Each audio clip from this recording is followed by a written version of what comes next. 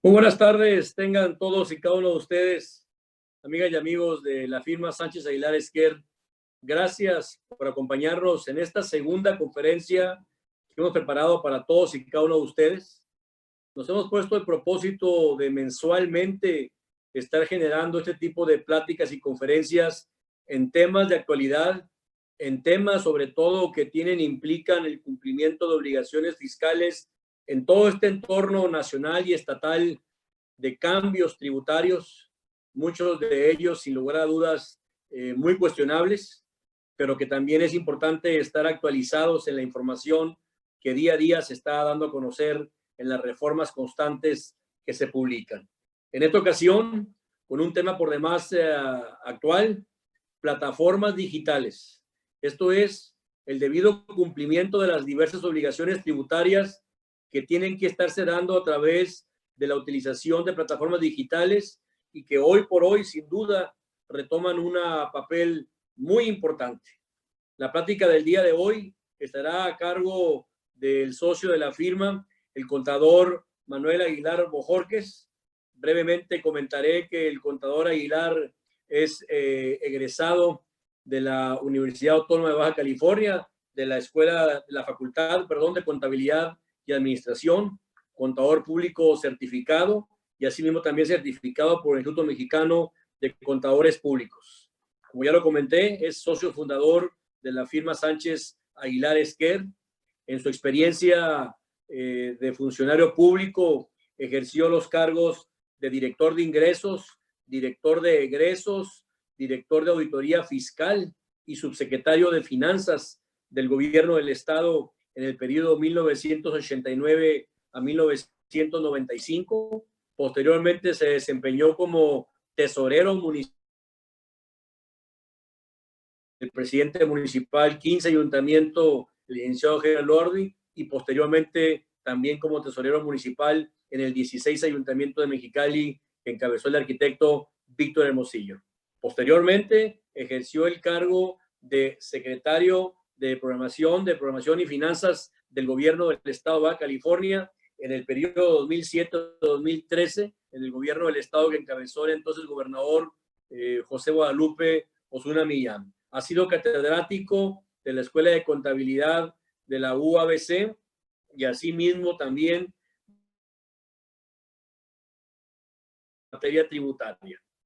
Decirles pues que damos inicio a esta conferencia, pedirles por favor que vayan haciendo sus preguntas, tendrán la opción de ir preguntando por escrito y al final de la conferencia, que calculamos va a durar aproximadamente 50 minutos, habrá la posibilidad de abrir un tiempo para leer algunas de las preguntas que ustedes deseen hacer acerca de este tema, repito, importante, plataformas digitales. Finalmente decirles, nos hemos fijado el propósito en la firma Sánchez Aguilar Esquer de mensualmente estar dando conferencias, como comentaba, de temas trascendentales. Esta es la segunda conferencia y de una vez avisarles, aunque lo haremos con más detalle, la próxima conferencia será a finales de octubre en un tema también por demás muy importante y que tiene que ver en la forma en que se tiene que llevar a cabo las aclaraciones ante las autoridades fiscales en todo aquello que se denomina la materialidad y la razón de negocio que las empresas deben justificar ante revisiones que lleva a cabo la autoridad fiscal en términos del artículo 69B del Código Fiscal. Un tema por demás muy actual que estará a cargo del licenciado Alejandro Zárate, abogado asociado también de esta firma. Damos pues inicio así a esta segunda conferencia y paso el uso de la voz al contador Manuel Aguilar, quien va a exponer el tema plataformas digitales. Nuevamente, gracias a todos ustedes por acompañarnos.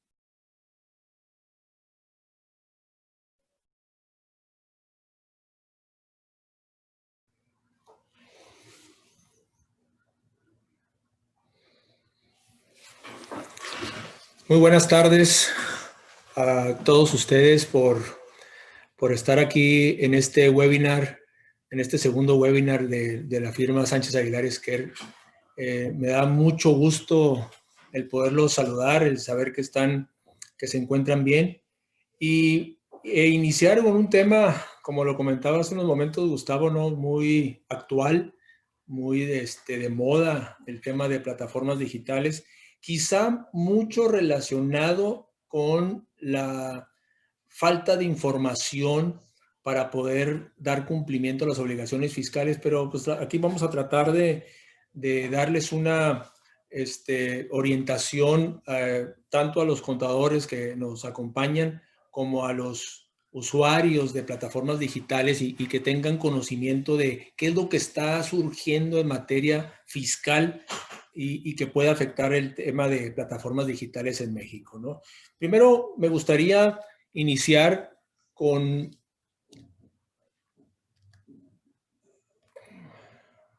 No puedo pasar. Bueno, primero me gustaría comentar qué es lo de plataforma digital. Yo creo que es importante que todos tengamos presentes que la digitalización en México es algo, mejor dicho, que está revolucionando las vidas cotidianas de las personas, ¿no? En el que, ¿por qué señalarlo de esa forma, ¿no? De que está revolucionando nuestras vidas, porque lo podemos aplicar, lo podemos utilizar y soluciona nuestros problemas cotidianos como desde el transporte, ¿no? Si queremos, el día de hoy pues, nos descompuso. ¿Ya está qué? ¿El agua? Burrito. Ah, ¿tienes tu máquina? Me lo pasa. Hay algunas voces ahí que están afectando, a ver si podemos apagar los micrófonos para que no se oigan esos ruidos.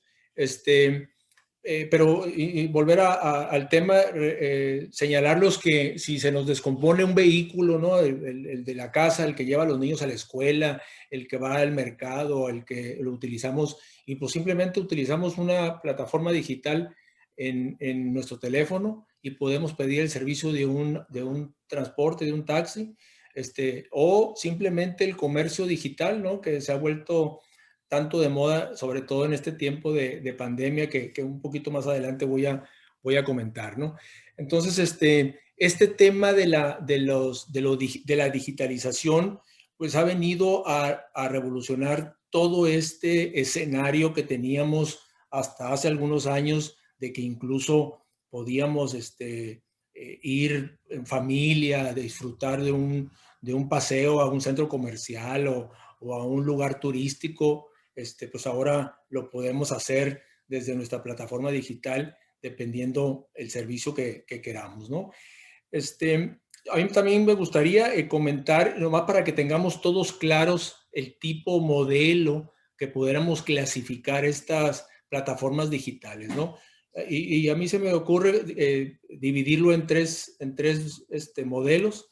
El primero de ellos es el modelo de la suscripción, en donde todos los usuarios pagamos el servicio que queremos o necesitamos suscribirnos para obtener una plataforma digital. Y el ejemplo pues, más común es el Netflix, el Spotify, donde nosotros podemos tener películas, música, y a eso le podemos denominar un modelo de suscripción. Otro modelo es el modelo de la compublicidad. Es el más común, es el que utilizan la mayoría de las plataformas digitales, en el que a través de el cobro de publicidad dan el acceso a una plataforma digital o una app, una aplicación, para que las personas que lo utilicen no les cobren. Entonces, a eso se le llama, y digo, casi todos podemos verlo, ¿no? En cualquier noticia, información que nos llega, siempre estamos viendo mucha publicidad que es la que está patrocinando el que podamos ver la información de manera gratuita, ¿no? Y un tercero es el modelo con acceso. Bueno, algunos ejemplos, pues está obviamente pues Facebook, que utiliza esta herramienta, ¿no? del modelo con publicidad. Y el último modelo es el con acceso, es en el que los desarrolladores de las apps, los creadores de estas aplicaciones, pagan para poder que una plataforma digital les permita que todas las personas puedan observarlos y puedan utilizarlos, ¿no? Es a lo que normalmente se llama las App Store, en donde todo mundo puede tener acceso a todas estas aplicaciones, y esta App Store le cobra a todos los dueños de estas aplicaciones, ¿no? Entonces, más o menos para poder entender el tema de las plataformas digitales, ¿no? ¿Qué pasó en el mundo, ¿no? Más o menos a principios del año 2000, más o menos en el 2007, empezaron a promoverse algunas de las aplicaciones más conocidas, muchas de ellas de manera gratuita, por ejemplo Facebook.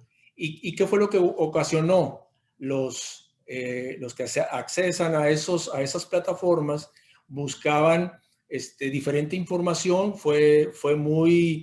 revolucionó de manera muy importante. En un año, 2 años, triplicó, cuadruplicó sus acciones. ¿Y qué provocó? Pues que hubiera una competencia, más plataformas digitales similares, que hizo que Facebook empezara a disminuir y apareciera una competencia de plataformas digitales, ¿no? Entonces, los gobiernos, allá por el 2007, empezaron a establecer impuestos, el pago de impuestos sobre estos ingresos que estaban teniendo las plataformas digitales. Quizá México, más o menos en el año 2016, empezaron algunas iniciativas a manejarse en el Congreso, y fue hasta el 2018 cuando en América Latina empezaron ya, principalmente Brasil, Chile, Costa Rica, Argentina, los primeros países ya en implementar medidas de pago de impuestos de estas plataformas digitales. Y obviamente, si vemos la iniciativa que platicábamos allá en noviembre, cuando se aprobó la ley, el paquete económico para el ejercicio 2020, platicábamos esta reforma importante que tuvo la legislación para el paquete económico de ISR, IVA para 2020, que el principal motivo era la recaudación. Ustedes recuerdan que uno de los puntos importantes que se ha manejado por este gobierno federal desde hace 2 años es no establecer nuevos impuestos, buscar grandes medidas para que a través de la fiscalización se paguen más los impuestos todos los contribuyentes que no pagan, y buscar que la base gravable sea mayor. Y ese es el caso, ¿no? En el que ya venía funcionando la plataforma digital en México, sin embargo, no paga, por alguna razón, por alguna situación se escapó grabar esta actividad, y finalmente, pues a partir de 2020 ya aparece en las leyes fiscales esta disposición, ¿no? Y otra cosa importante de comentar es la desventaja, ¿no? La desventaja que tienen todas las empresas mexicanas.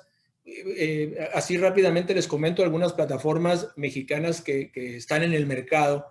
Están muy enfocadas al área de turismo, al área de consumo en restaurante, para promover las actividades en México, ¿no? Sin embargo, son de manera gratuita, no tienen ningún costo.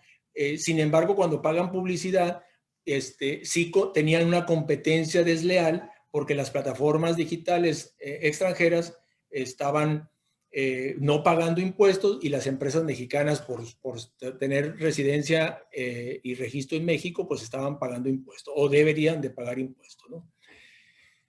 ¿Qué está pasando ahorita en 2020? Recuerden ustedes, la reforma se publica en el mes de diciembre del año pasado, y entra en vigor a partir del 1 de enero. Sin embargo, en el tema de plataformas digitales había un periodo de transición muy claro establecido por la ley, que a partir del 1 de junio entraba en vigor. Entonces, principalmente pudiéramos decir que la reforma fiscal del año pasado, para el 2000, la que se aprobó en el año pasado y que fue en aplicación en 2020, fundamentalmente fue lo de las reglas o recomendaciones de la OECD, que cada año se vuelven más obligatorias, y venía todo el tema de las nuevas disposiciones de las reglas de la plataforma digital. Quizá todo lo de los residentes en el extranjero, que ya se consideran todas estas entidades jurídicas que anteriormente no se consideraban establecimientos permanentes, y a la recomendación de la OECD, de las OCDE, siempre señalan de que quiere establecer impuestos mucho más equilibrados y que todos los países tengan la mismo pago de impuestos de manera igualitaria, ¿no? Entonces, eso fue la reforma, prácticamente fue lo que sucedió. Y luego se nos presenta allá por febrero, más o menos el 23, 24 de febrero, el primer caso de el virus SARS-CoV-2, mejor conocido como COVID-19, en donde pues, nos agarra de sorpresa. Muchos de los empresarios, cuando viene esta situación, muchas recomendaciones se dieron en relación a que un paquete económico, un paquete de apoyo a los negocios para, primero, que no se aplicara esta situación de las plataformas digitales y segundo, para apoyar el empleo y que no hubiera una despido masivo en las empresas o desaparición de las empresas como lo que está pasando, ¿no? Entonces, pues ya prácticamente tenemos más de 7 meses en esta situación y por ello pongo que todavía estamos en una crisis de salud. Se han estado escuchando todavía diferentes comentarios de los mismos doctores, recomendaciones de que posiblemente se presente un rebrote. Y entonces estamos en una crisis de salud y aparte en una crisis económica, ¿no? Que en mi punto de vista muy personal es de que todavía no hemos tocado fondo y que seguramente en los próximos meses, quizá el próximo año, seguirá con complicaciones para todo el mundo, ¿no? Y este tema de plataforma digital, traté de hacer un esquema muy sencillo y práctico para que todo el mundo lo podamos entender, este tema, ¿no? ¿Cómo funcionaba antes en el 2020, ¿no? Incluso hasta de enero a mayo del 2021 todavía estaba funcionando así. Había una empresa internacional que tenía a dueña de la plataforma digital, ¿no? Ese es un primer contribuyente que debería de existir. Otra es el operador o la persona que ofrece los servicios o la enajenación de bienes o la entrega de los bienes a través de la plataforma digital y que se lo lleva o le presta el servicio a la persona que lo solicita. Entonces, segundo contribuyente es el operador de la plataforma digital para prestar un servicio o enajenar un bien. Y un tercer contribuyente es el establecimiento donde se compran los bienes. En este caso, un restaurante donde le compran la comida, un supermercado donde le compran los productos, o un comercio donde le compran los diferentes artículos. Entonces, teníamos 3 contribuyentes. El primero de ellos, insisto, es el dueño de la plataforma digital. Como no tenía establecimiento permanente en México y de acuerdo a la ley no era contribuyente en México, no pagaba impuestos. Entonces, ahí teníamos una primera error fiscal de que no estaba contemplado. El segundo es al operador, ¿no? En este caso, pues el chofer del taxi, al de la motocicleta que lleva el servicio a domicilio de la comida, de los productos, etcétera, o el que está en la oficina haciendo operaciones de compraventa de un artículo a otro con 2 o 3 personas, ¿no? Entonces, a esa persona, ¿qué es lo que hacía? No sé si muchos de ustedes tuvieron esa experiencia en el que ustedes pedían una factura, el que les facturaba era el régimen de incorporación fiscal, en este caso el operador, era la recomendación que hacían los mismos dueños de las empresas digitales o sus representantes, y pagaban el IVA, eso sí, ahí venía IVA cobrado y lo integraban al fisco. Lo que no se pagaba era el ISR, acuérdense ustedes que la mayoría de los RIF, pues en el primer año no pagan y va aumentando el 10% el porcentaje hasta los 10 años siguientes para que paguen impuestos, ¿no? Y el otro, eso era un pago parcial el que hacía el operador de la plataforma digital, ¿no? Y el otro era el negocio. ¿Qué es lo que pasaba con los negocios? por ejemplo, les hago el ejemplo de un restaurante, ¿no? El de las tortas, por decir algo, el de los tacos. Y llegaba Uber Eats, al chofer, el operador, tenía un pago que le hicieron por 120 pesos y él llegaba al comercio y pagaba 100 pesos. Le retenían 20 pesos al dueño del establecimiento o le pagaban solamente 100 pesos, ¿no? Entonces, en este mismo ejemplo, pudiéramos decir, el restaurante, el de las tortas, el de los tacos, él pagaba impuestos por los ingresos que estaba recibiendo. No el 100% de lo que debía recibir, pero lo que cobraba y le pagaban, pagaba impuestos. Luego venía el RIF, el que prestaba el servicio, el que presta el servicio, él pagaba el IVA cuando lo cobraba, pero no pagaba ISR. Y el otro era el dueño de la plataforma digital, que en términos normales se quedaba, según ellos dicen, que entre el 5 al 30% de margen de utilidad, que es el que se llevaban a sus países de orígenes y no pagaban impuestos sobre la renta en México, ¿no? ¿Qué pasa? Así de sencillo, el mismo ejemplo que están ustedes viendo, ¿no?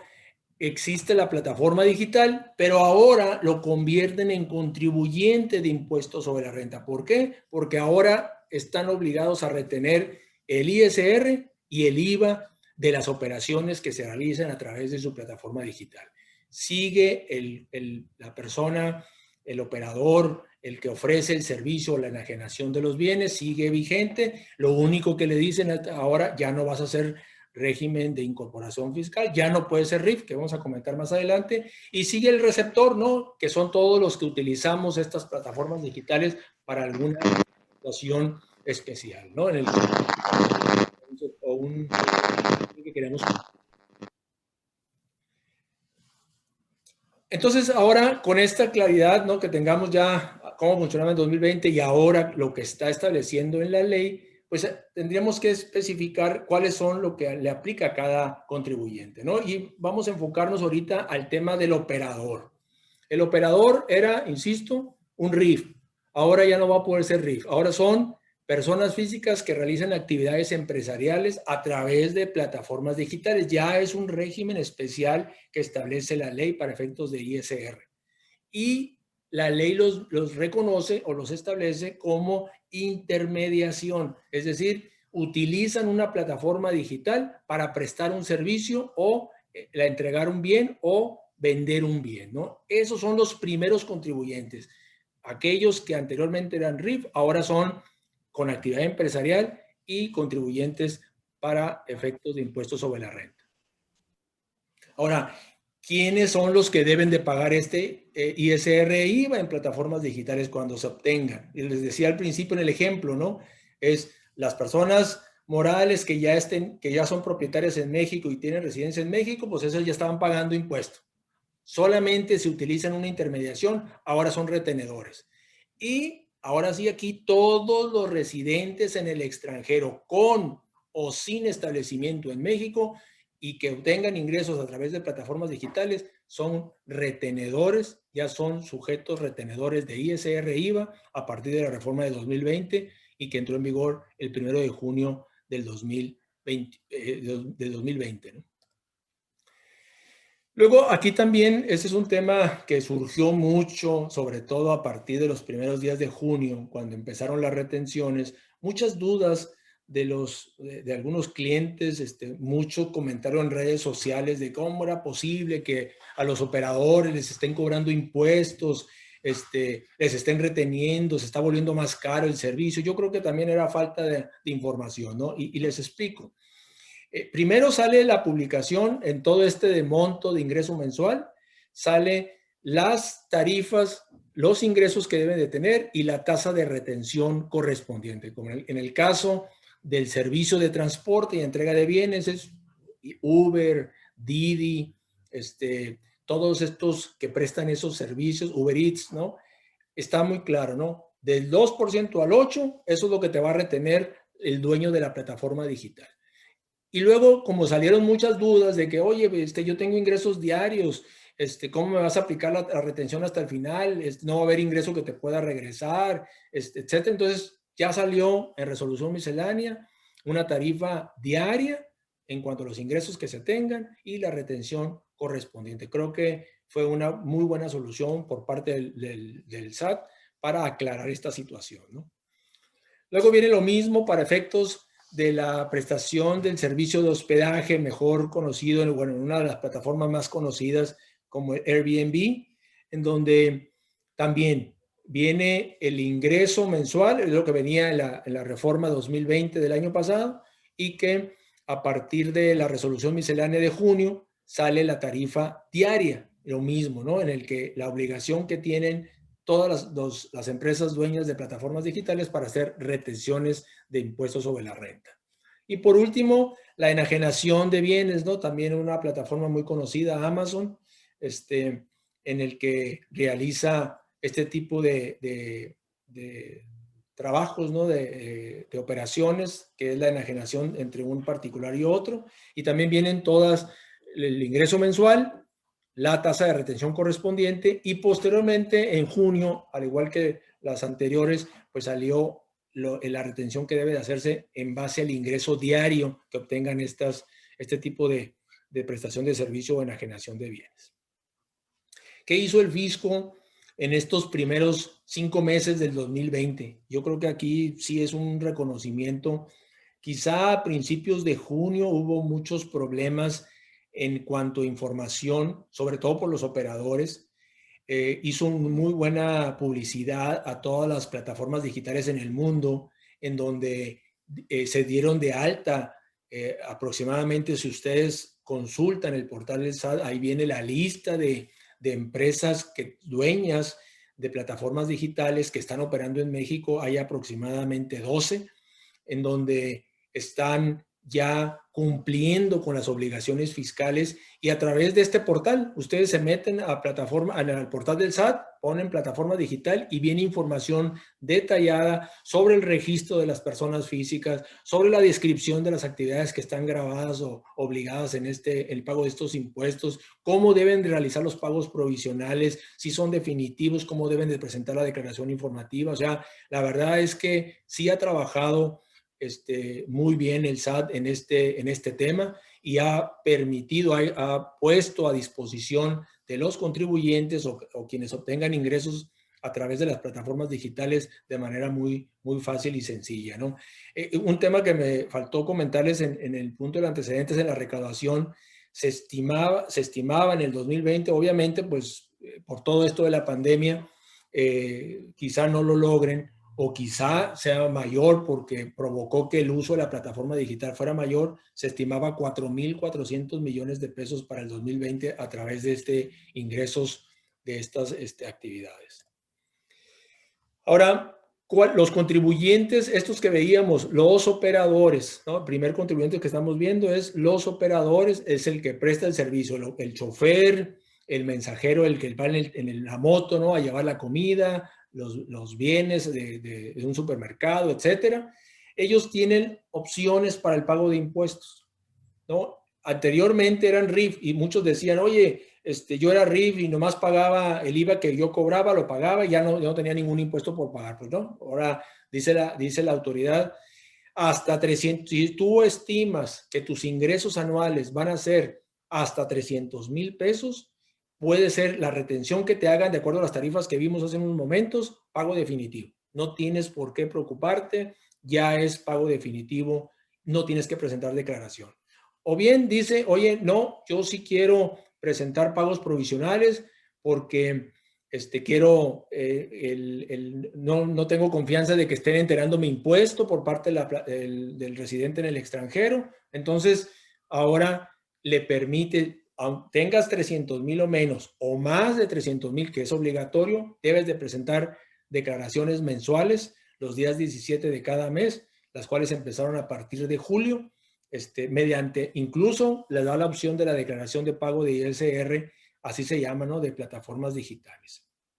Y por último, son aquellos contribuyentes, no sé si les ha tocado, ya se está vuelto muy común, en el que hay personas que utilizan plataforma digital y pagan en efectivo. O sea, yo utilizo Uber y no le quiero pagar con mi tarjeta, le pago en efectivo al chofer. Esos ingresos que está obteniendo el operador, también dice la autoridad, puedes aplicarle las tarifas que señalamos para efectos de retención y entera el impuesto correspondiente. Entonces, muy buenas opciones que tienen las personas físicas, insisto, son los que operan, utilizan una plataforma digital para prestar un servicio o enajenar un bien, ¿no?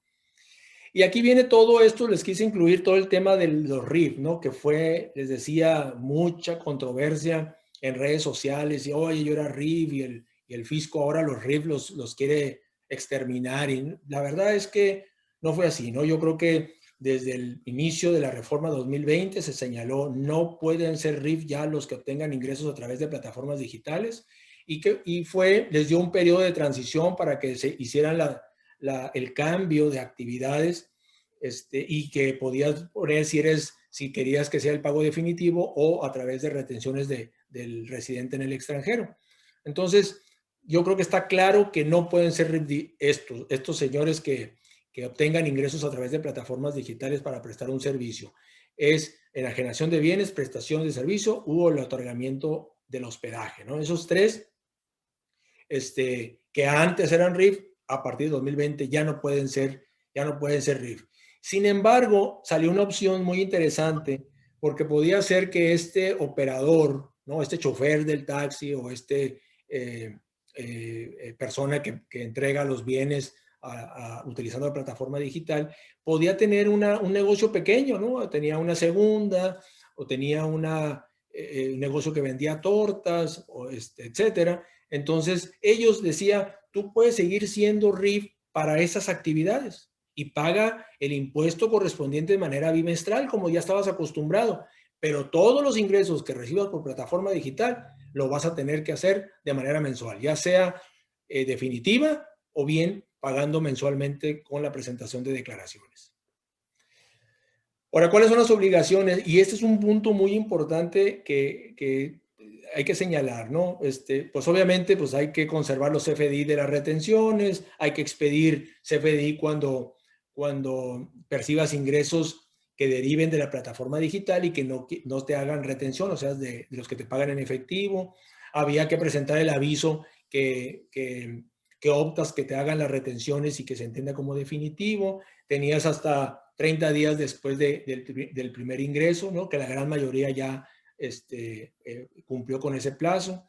Y un punto importante es todos los datos que le debes de dar a las retenedoras, ¿no? El nombre completo, tu RFC, tu CURP, el domicilio, el banco donde te van a enterar las diferencias después de efectuar la retención y en el caso del hospedaje, la dirección del inmueble.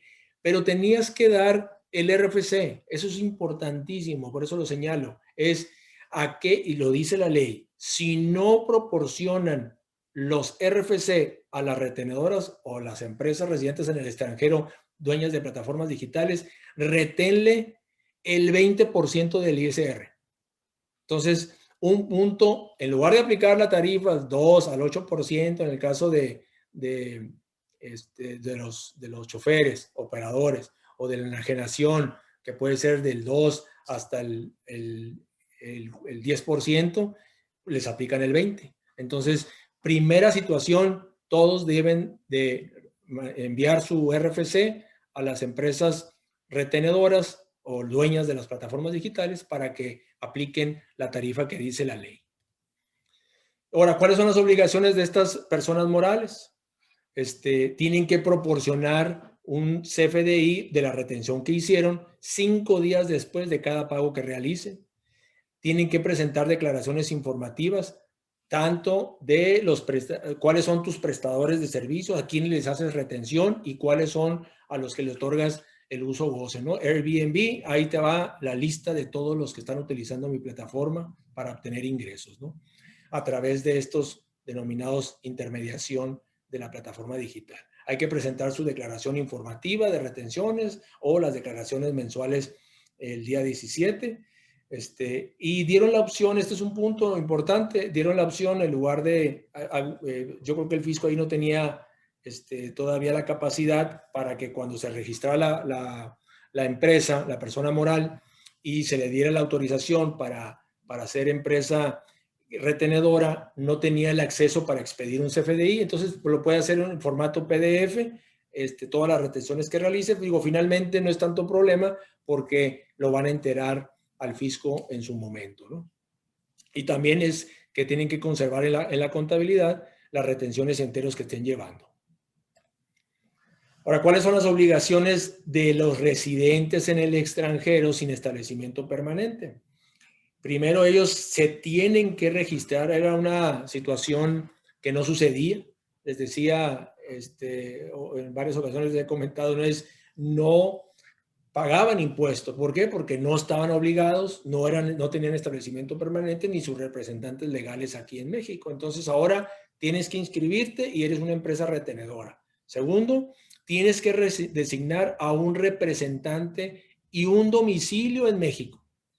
Y tienes que tramitar tu fiel. ¿Por qué es el tema de la fiel? Porque próximamente, ahorita es el formato PDF, próximamente seguramente van a tener que expedir CFDI ya de manera obligatoria, ¿no? Pero por lo menos esas son las obligaciones que tienen. Ahora en IVA, ¿qué sucede en IVA? Y los pongo como recordatorio. ¿Cuáles eran los servicios que estaban sujetos o las actividades que están sujetos al pago del IVA? Y lo señalaba en la reforma del 2020. Pues son cuando descargamos o tenemos acceso a películas, a música, a juegos al azar, los mismos tonos de los móviles, queremos el pronóstico meteorológico, queremos accesar a clubes en línea, a enseñanza o test o ejercicios, o sea, todas estas plataformas que utilizamos de manera cotidiana, como les decía al principio, están sujetos al pago del impuesto al valor agregado.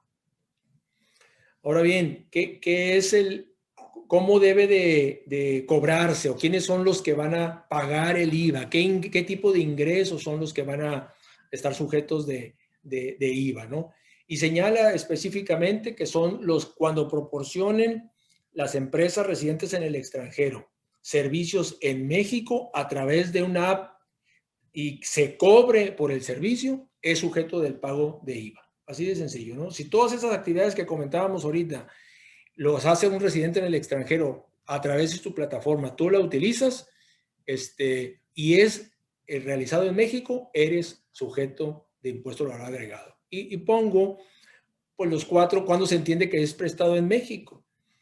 Si proporcionas, cuando das el servicio, te piden los datos de la suscripción y pones un domicilio en México, pues ya es prestado en México. Si tú realizas el pago, ya ves que son pagos con tarjeta de débito o crédito o PayPal, etcétera, das el domicilio, utilizas esas tarjetas con domicilio en México, eres residente en México. Si tu IP del móvil o de la computadora es en México, también se entiende prestado o utilizas el teléfono con la clave 050 con 011 más 52 o 52, pues también es un servicio considerado que se presta en México, ¿no? Entonces, ¿cuáles serían las obligaciones? Al igual que las que lo veíamos hace unos momentos en ISR, pues son muy similares, de que se tenían que registrar ante el SAT. Aquí, pues a diferencia del ISR, pues hay que cobrar el IVA al 16%. Esta es también una pregunta que se ha hecho muy común, que si había posibilidades de aplicar, sobre todo a los nuevos. ¿Se acuerdan que está la posibilidad del estímulo fiscal de reducir la tasa en zona fronteriza? No se puede. O sea, ¿por qué? Porque todos los que utilizan plataforma digital para prestar un servicio, ahí señala la ley que debe ser al 16%, ¿no? Hay que llevar un registro de todos los receptores a los que les prestas el servicio, hay que presentar la declaración informativa de todos tus suscriptores, hay que pagar el IVA del que estás cobrando, hay que expedir comprobantes del servicio que se está dando con el IVA por separado. También, al igual que el ISR, hay que designar, cuando se registren ante el SAT, hay que designar un representante legal y dar un domicilio en México, ¿no? Y también, al igual que el ISR, por efectos de los FDI, pues también hay que tramitar la fiel correspondiente, ¿no? Y adicionalmente, a los residentes en el extranjero que utilicen la intermediación, aquí está otro punto importante de comentar, ¿no? Señala la ley la posibilidad de que en tus precios, cuando expongas en tu plataforma digital el servicio y el precio, señales en forma expresa y por separado el IVA. Y si no lo quieres, es un problema esa situación, bueno, pues tienes la opción en resolución miscelánea salió, que puedes hacerlo IVA incluido. El precio que tú pongas o publiques es IVA incluido, ¿no? Y también está la obligación de retener, ¿no? Todas estas personas, todas estas empresas que utilicen a un intermediario para prestar el servicio, tienes que retener el 50%, es decir, el 8%. Pero si no proporcionas el RFC, al igual que el ISR, la retención es el 16%. Y hubo incluso hasta un eslogan que estuvo circulando allá por junio, julio, sobre todo con los prestadores de servicios o los de intermediación, que les decían la retención del 36%. ¡Ay, más cara! Pagan más que las personas físicas y las personas morales ISR. No era eso, ¿eh? Insisto en el que si todos proporcionan el RFC para que les efectúen la retención, en el caso del ISR es las tarifas que vimos hace unos momentos y en el caso del IVA únicamente el 50% de retención. Entonces también están obligados estos residentes en el extranjero a enterar esos impuestos o retenciones que hagan, a expedir los FDI de las retenciones, inscribirse ante el SAT y proporcionar mensualmente la información de todos sus clientes, ¿no? Si dieron cuenta, lo mismo que ISR, lo mismo aplica para IVA. Ahora, ¿qué está haciendo? Esto en términos generales, pues es la exposición de lo que estableció la ley y todas las disposiciones que se publicaron, cerca de 8 resoluciones misceláneas en el portal del SAT para dar a conocer esto que estoy presentando, ¿no? Y ahora ya el pasado 8 de septiembre, el gobierno federal presentó su paquete económico para el 2021 y también lleva, no es una exposición del paquete económico, sino simplemente aquellas disposiciones que le van a ser aplicables a las plataformas digitales y seguramente serán aprobadas, ¿no? La primera de ellas es de que una de las cosas que creo que sí va a ser una afectación fuerte es de que actualmente la ley de IVA señala que es un ingreso exento cuando se realiza una enajenación de un bien que esté usado. O sea, si no es nuevo el bien, no hay el cobro del IVA. Entonces, ¿por qué lo está proponiendo? ¿Qué es lo que está pasando en las plataformas digitales? Como no se puede valorar si el bien es nuevo o no, entonces el fisco dice, pues, más sencillo, todos van a estar grabados, sean nuevos o usados, tienes que cobrar el IVA, ¿no? Es una situación que seguramente va a afectar las operaciones del comercio electrónico o el comercio digital, puesto que ahora tendrán que estar sujetos de IVA todas esas operaciones, ¿no? Otro tema es qué está pasando, y también es una reforma que puede afectar o va a incrementar el costo de los servicios, ¿no? Es cuando las empresas residentes en el extranjero están utilizando a una filial en un paraíso fiscal o en otro país donde los impuestos sean menores para procesar los pagos. O sea, la empresa residente tiene una participación, hay otra empresa filial que es la que cobra los pagos en otro país o en otra residencia. Entonces, el fisco está diciendo, donde esté el residente en el extranjero, tiene la obligación de pagar, que es el que presta, el que ofrece el servicio, ¿no? En este caso, les ponía ahí ejemplos del Netflix, o el que ofrece el servicio es el que está obligado. Si no lo quieres cobrar aquí por parte tuya y lo utilizas una empresa, estás sujeto a la retención del IVA que estás cobrando, ¿no? Otro tema que están señalando es, les comentaba hace unos momentos, que viene en resolución miscelánea. Hubo muchas quejas de la misma autoridad, porque empezaron a publicar, no sé si les tocó a algunos de ustedes verlo, cuando prestaban un servicio señalaba, se incrementa el 16% por motivos de una reforma del gobierno federal, IVA 16%. Entonces el gobierno dice, pues está bien que lo señales, pero también te doy la posibilidad de que le señales como IVA incluida. Ponle un precio, no te compliques la situación y ponle un precio y haz la aclaración que ese bien se encuentra con el IVA incluido. No es una reforma que seguramente se aprobará para el 2021. Y un tema que no sé si han estado escuchando o leyendo, viendo en sus plataformas las noticias, es el tema del bloqueo. En la OCDE, a nivel internacional, está la prohibición de los países. No sé si también se dieron cuenta lo que quería hacer el presidente de Estados Unidos con la plataforma TikTok, que es China, y que por estar en Estados Unidos no le gustaba la crítica que recibía por ahí y decidió, o por lo menos señaló, que quería suspender o bloquear esa plataforma, la cual el comercio internacional, la organización internacional señaló, oye, no puedes hacer eso. Tenemos un convenio todos en que las plataformas son universales y hay que cumplir con las disposiciones de cada uno de los países. Entonces, México se está adelantando a esta situación. No sé si se están previendo, piensan que el uso de las plataformas digitales en este momento que viene lo político va a afectar algunas de las situaciones que tengan planeado. El caso es que se está proponiendo que aquellos residentes en el extranjero que tengan plataforma digital y se ofrezcan en México, que no cumplan con algunas de las disposiciones que están señalados para efectos fiscales, van a ser bloqueados. Entonces, seguramente va a ocasionar este tema mucha controversia, sobre todo a nivel internacional, en el comercio internacional, porque se van a oponer muchas de las empresas cuando sientan o vean el intento de bloqueo, porque seguramente van a ser afectadas en contra de la disposición que hay a nivel mundial, ¿no?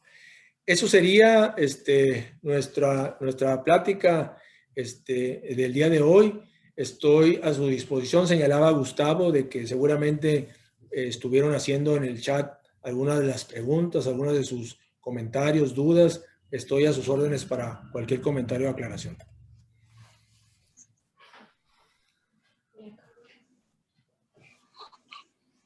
Gracias al contador Manuel Aguilar por esta interesante, por demás, charla en torno a plataformas digitales. Como bien lo decía él, con toda esta modernidad y estos cambios prácticamente en los que hemos estado inmersos los últimos fácilmente 10 años, en el que el fisco federal, el gobierno federal ha ido avanzando para llevar a cabo un mayor control, tanto en la parte de recaudación como en la parte de fiscalización y de la emisión de comprobantes fiscales a través,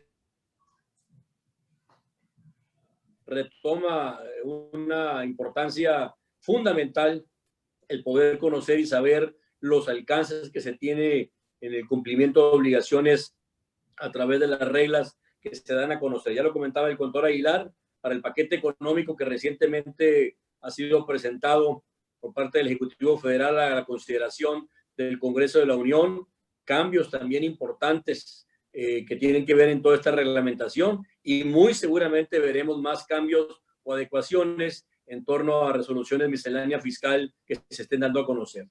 Queríamos preguntarles si hubiera hasta aquí alguna pregunta, algún comentario que quisieran ustedes hacer. Está llegando una pregunta de Enrique Lezana, contador Aguilar, la voy a leer. Para efectos de declarar anualmente los ingresos percibidos a través de plataformas digitales, ¿se utilizará la tarifa anual de ISR para actividad empresarial o los porcentajes de retención? Es lo que nos pregunta Enrique Lezama. Sí, ahí, adelante, contador Aguilar.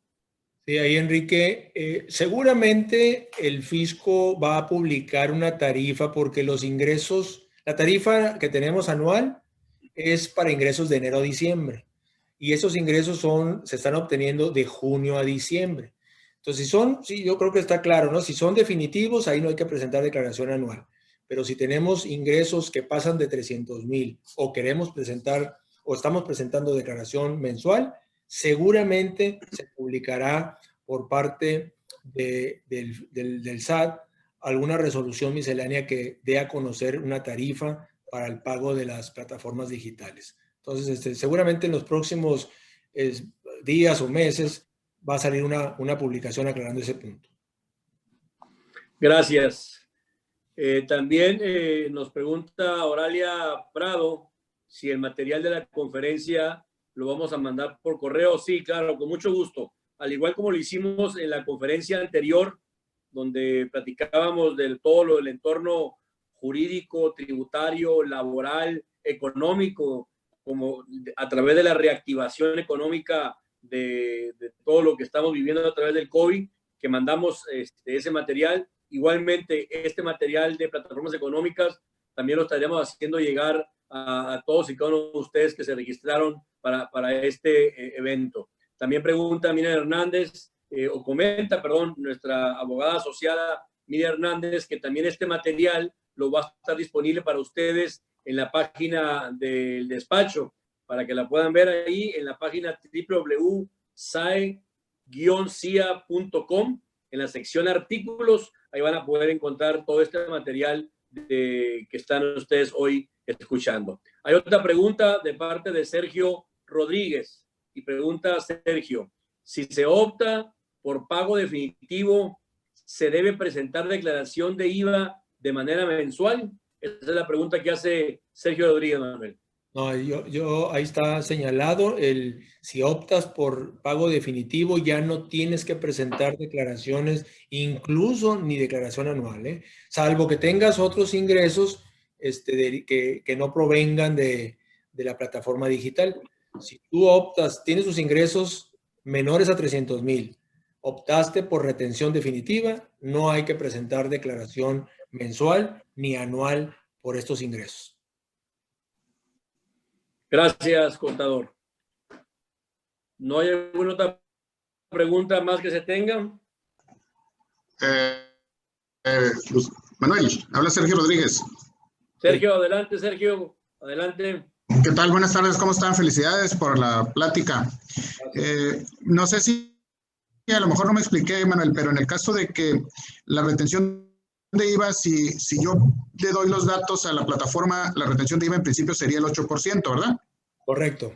Entonces, pero si yo opté porque que quedaran como pago definitivos para ISR, me queda claro que pues ya no hay vuelta, ya va a ser la retención de acuerdo a la tarifa, ¿no? Que va del 2 al 8 o al 10, dependiendo de la actividad. Sí, pero en el caso del IVA, me va a retener el 8%. Sí. ¿Y el otro 8 ya no lo voy a enterar yo? No.